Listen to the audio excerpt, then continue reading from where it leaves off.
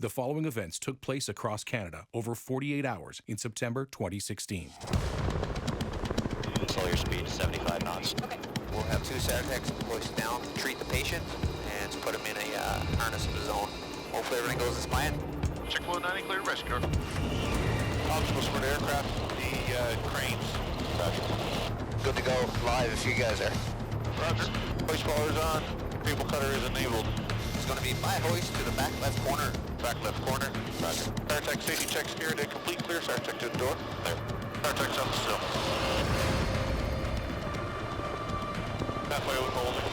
Steady forward. Steady forward.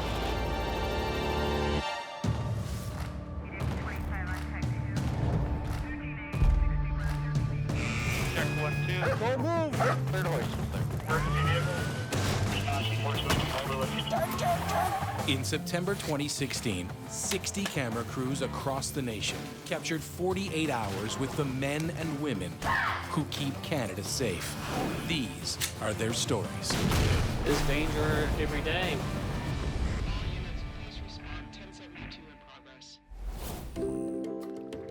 Good morning. 9 minutes before 6 a.m. It's a hot day once again. Good morning, Tucker. What do you want on your toast, baby? Butter. Morning. Did you have a good nap last night? What we tell the girls is Daddy goes to work to help people. If someone's lost, Daddy goes and searches for them and brings them back home to their family. I've been a SARTECH since 2008, so we're looking at 7, 8 years now. Sergeant Jim Cook serves as a search and rescue technician, a SARTECH, with one of the Royal Canadian Air Force's busiest squadrons. There's What do been you a want, few baby? dicey calls that I'd rather not know about. Yeah. When you come home and you're like, the winch broke on the hoist and I was dangling there for about a half hour. And It's a roller coaster of a trade, and you see everything from missing kayakers to overturned vessels, 100 miles out there in the Arctic. So there's certain things you can talk with family, and certain things that kind of hold back. See you guys later. Bye. Love you. If we're not on a rescue, we're typically flying, if the weather allows it. For today's training operation, Jim will descend from a helicopter over the Atlantic to the deck of the Sir Wilfrid Grenfell, a Coast Guard ship helmed by Captain Chris Robson. 023, Captain. 023. Bad weather is going to make the challenging drop to the boat deck all the more dangerous. Yeah, certainly not ideal. Conditions are only going to get worse. They're not going to get better. Clutching in now. Clutching in, Roger. The waves will be up, wind will be cold. Yes, we are training, but something could possibly go wrong and turn into a real scenario pretty quick. Today's exercise is overshadowed by events that played out over the last 48 hours. We were just taking off the search for the 4 missing fishermen off of St. John's, Newfoundland. We spent like 2.5 days searching the area as intensely as we can. The search and rescue team recovered only 2 of the fishermen's bodies. That's the sort of stuff that is hard to put behind you, but just knowing that I'm providing to people in my community is a great honor.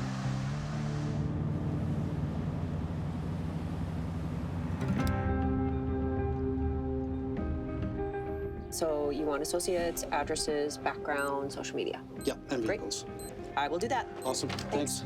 4 weeks ago, a Calgary man was shot dead in his apartment. When a homicide happens, everything stops. Whether you're at a friend's house, kid's soccer game, whatever the case may be, you're going to be expected to respond to that call. Detective Mike Shute has yet to make a significant breakthrough on the case. But an unusual discovery could turn things around. 2 days ago, there was a shotgun that was actually found on the road. We typically don't find a lot of firearms on the street. We're going to take that shotgun down to our forensic firearms lab and see if we get lucky and it's a hit for a murder weapon. Hey, Lauren. hey, Calgary's one of the only cities in the country to have its own forensics firearms lab. When a gun comes in, we're able to start that analysis right away and get information to investigators. It's a huge benefit for them to have the lab here. Fingerprints and DNA have already been taken from the gun. Now, firearms expert Lauren McCauley will try to identify whether it's the one used in Mike's homicide case. If this gun gets identified to as homicide, he'll then go further to try to associate this gun with a suspect.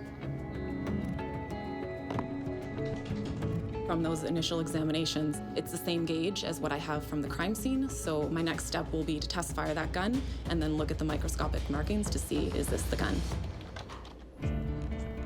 Not often do we find shotguns that match the description discarded in the streets of Calgary, so with any luck, this comes out to be our murder weapon. I love my job. Every day is something different. It's really fascinating. This is real CSI, isn't it? Well, on a different scale, we're doing what we can to help fight crime that's going on in our city. This is as real as it gets, yes.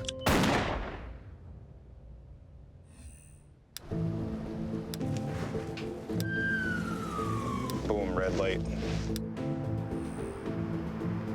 I think we're a bit of a mystery to most people.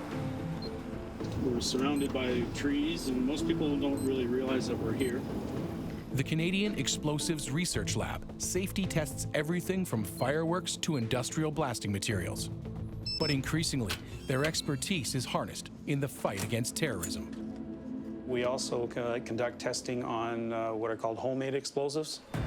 In the past 2 years, 16 Canadians have been charged with terrorism-related offenses.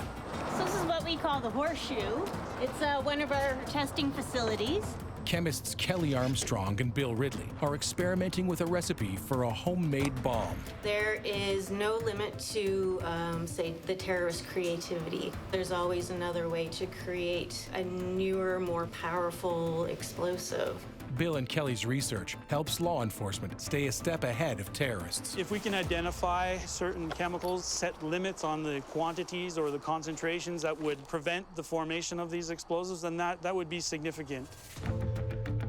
What I've done is I prepared an igniter, and then I will add the powder carefully to the tube. There are dozens of chemicals available in common household products that can be combined to make deadly weapons. We do want to protect the secrecy of these ingredients. We wouldn't want to encourage would-be terrorists. Our IR gun is going to let us record the temperature of the charge that we're going to set off. Measuring the impact of these explosives will help to protect first responders. You never know what's going to happen, and it does get a little nerve-wracking sometimes. Fire in the hole! 3, 2, 1, fire! All clear. Ouch. The heat of that fireball would likely exceed 1,500 degrees Celsius. You can see bits of the molten metal sprayed on them. If it was set off in a crowded location, that would certainly injure people. This is clearly a hazardous mixture. Extremely fast burning, but subsonic. Anything that we can do to minimize the opportunities for bad people to take these useful chemicals and make them into explosives, that's everything for us.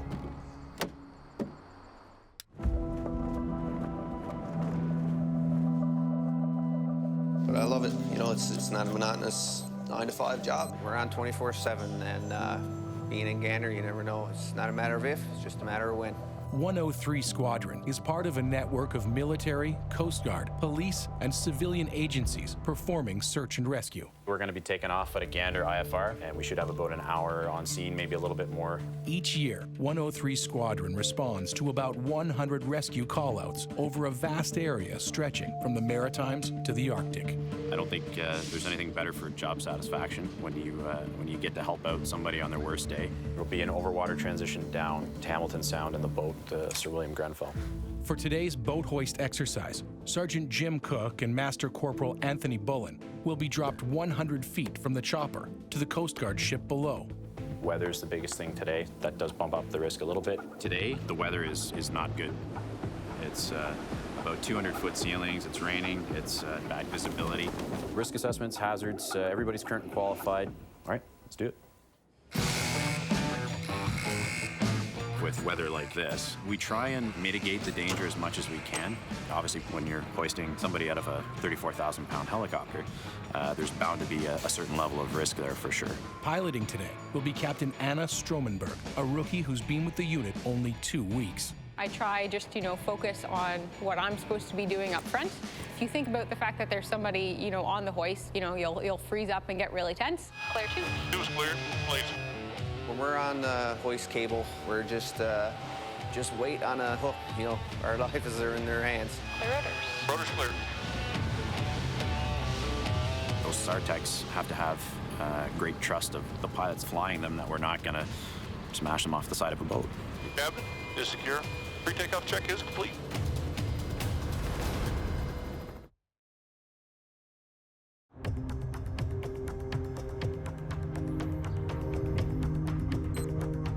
So about a month ago, there was a homicide in the city, and I received from the scene a fired shot shell, which is a component that comes from when a shotgun is fired. Firearms expert Lauren McCauley is comparing the shot shell from the murder scene to the one she test fired from the shotgun found abandoned in the streets of Calgary. Every gun is different, so I'm looking at unique markings on the firearm that get transferred to the fired shot shell.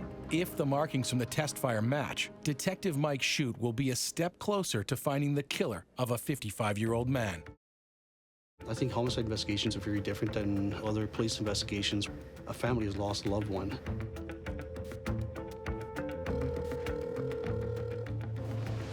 Shute speaking. Hey Mike, it's Lauren. I finished the testing with that shotgun. And I just want to let you know that is not your shotgun from your homicide. That's unfortunate. I'll take the test fires and I'll put them into IBIS to see if that shotgun is related to anything else. Okay, perfect. Thanks, Lauren. All right, thanks, Mike. Take care. Bye. Bye. It's very stressful. Everybody's trying to get to that common goal, which is to solve that homicide and to provide that victim family with some resolution. With respect to this gun, any avenues that he was following are done. Still a benefit to know that this is not the gun. Lauren inputs the evidence from the test fires into IBIS, a national identification system that matches bullets and casings to other crimes. If someone uses a gun more than once and the evidence is in there, we're going to make those connections to see if it's linked to any other crimes across the country.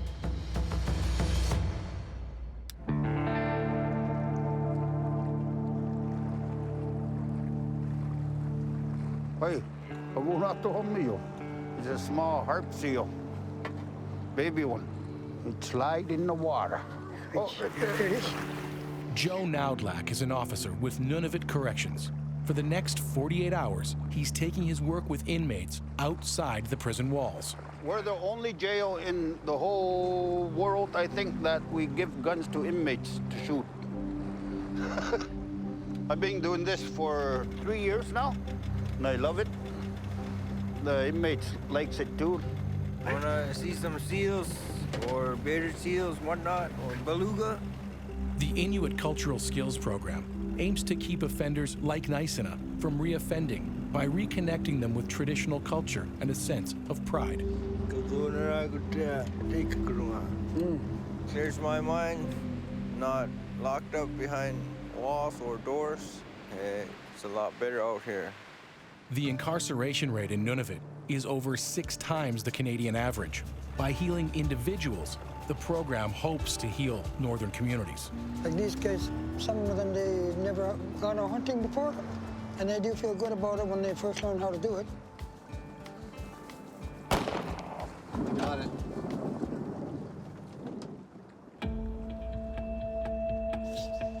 Got some seal. He's got to cut it up. We're gonna go check it out. Probably go get a small piece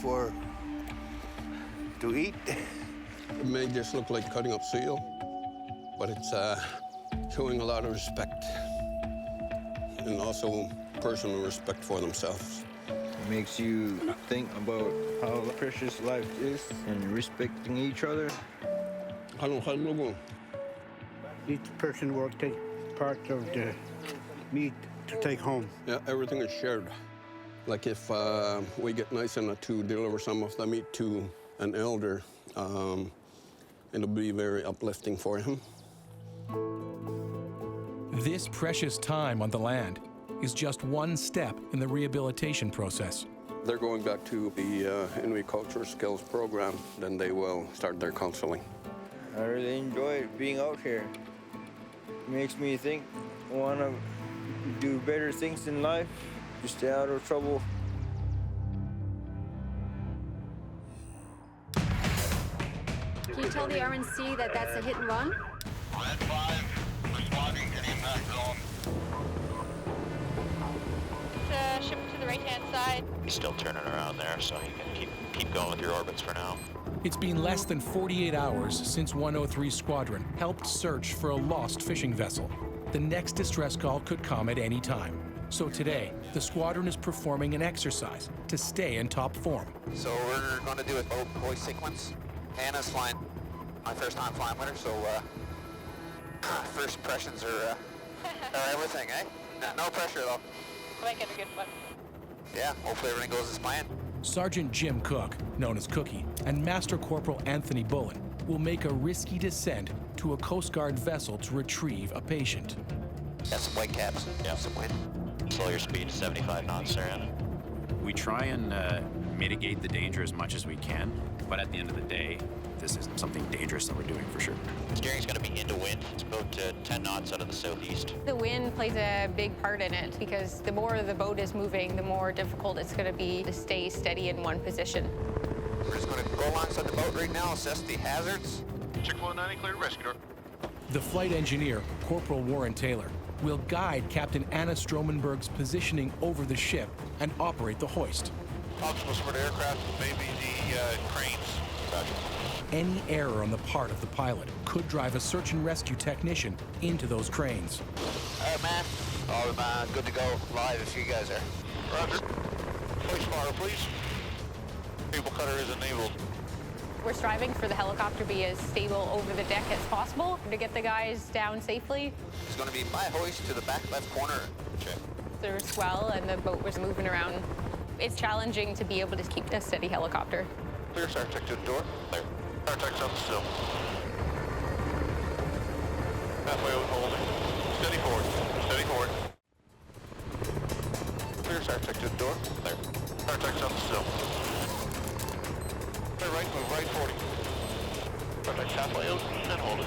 As Sergeant Jim Cook dangles 40 feet over the Atlantic, Captain Anna Stromenberg maneuvers to land him safely on deck. We're working very closely with the FE to time it, that we're able to put the guys over the deck when the sea is at the calmest. Right 20, steady forward.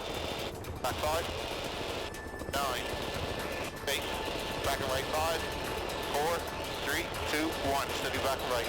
SARTECHs on the deck. Working hook. Hooks off the deck. Nice work, Anna.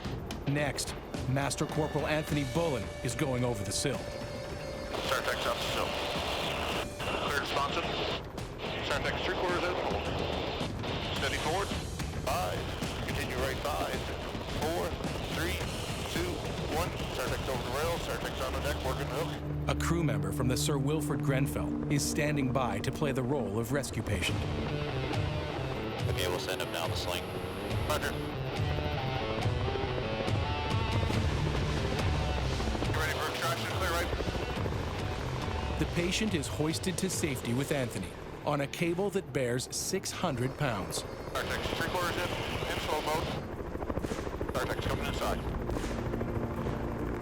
Ready for cookie. Move back and right 10. Right 5. 3, 2, 1. Steady right. Cookie coming inside. You're clear to vessel. We train a lot, but once we get the real call and you have a happy ending, it really means the world for sure. Patient is here. Control from 910, that's it for us today. We're headed back to Gander. Thanks very much for your help today. Happy, thank you. Okay, lowering. Lowering. There you go. Have a nice day. Okay, roll him onto his belly, because it's a lot easier when we roll him into this. He weighs 178 pounds without anything on him, and he doesn't help you. It's very much like your university is trying to drag home one of your drunken buddies. At the Canadian Explosives Research Lab, the next big bang could save the life of a first responder. We're going to do some tests on a medium-level bomb suit, typically used by police forces, bomb squads, SWAT teams. 1, 2, 3. Good. This will determine whether somebody can survive a bomb blast wearing our suit. Although this is a dummy, this is life and death stuff. On average, Canadian first responders deal with at least one explosives incident every 48 hours. So we have him facing forward. He takes the brunt of the blast. We have pressure gauges here at his ear, because the ear is the most susceptible to pressure. Also in his chest, we have 2 more pressure gauges, and he reacts the same way a human would. We're testing it out on whatever it is that Bert has cooked up for us.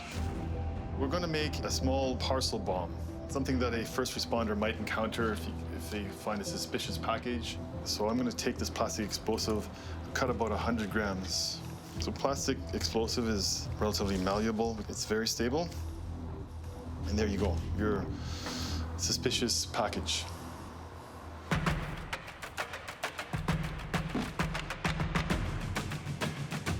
And we are armed. Charging!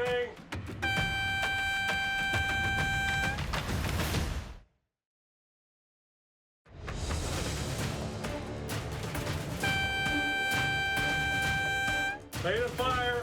3, 2, 1, fire!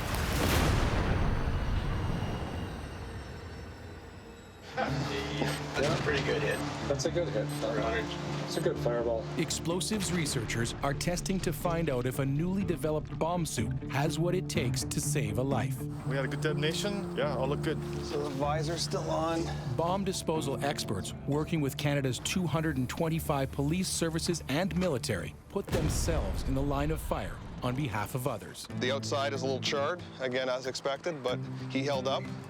Helmet's still on one piece. Everything stayed where it should be. Suit worked well. It's great to see when the work actually comes to something. The bomb suit's a good example, and someone's being protected. That's why you get up in the morning.